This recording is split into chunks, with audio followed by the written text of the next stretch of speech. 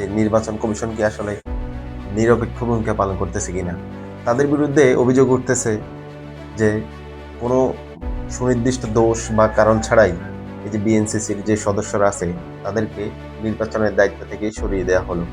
শুধুমাত্র একটা নির্দিষ্ট দল, এবং কোন দল সেটা আমরা জানি, দাবি করছে যে ছাত্রছাত্রীদের নির্বাচনে দায়িত্বে না দেওয়াটাই ভালো হবে, বা তারা এখানে আপত্তি তুলছে।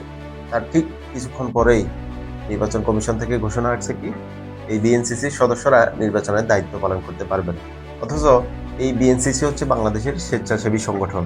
তাদের কোনো নির্দিষ্ট রাজনৈতিক দল নেই, রাজনৈতিক এজেন্ডা নেই।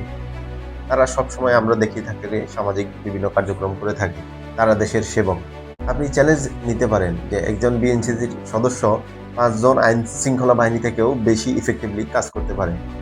কারণ তাদের শক্তি অস্ত্র নয়, তাদের শক্তি হচ্ছে সততা, বুদ্ধিমত্তা এবং বিচক্ষণতা। প্রশাসন বা অন্য কোনো দলীয় ব্যক্তিবর্গকে আপনি টাকা পয়সা দিয়ে তাদের পক্ষে কথা বলাতে পারবেন, বা টাকা পয়সা দিয়ে তাদেরকে কিনে নিতে পারবেন। কিন্তু এই যে বিএনসিসির সদস্য বা সাধারণ শিক্ষার্থী বা স্টুডেন্ট যারা আছে তাদেরকে আপনি কখনোই এই যে নামমাত্র টাকার মূল্যে কখনোই কিনতে পারবেন না।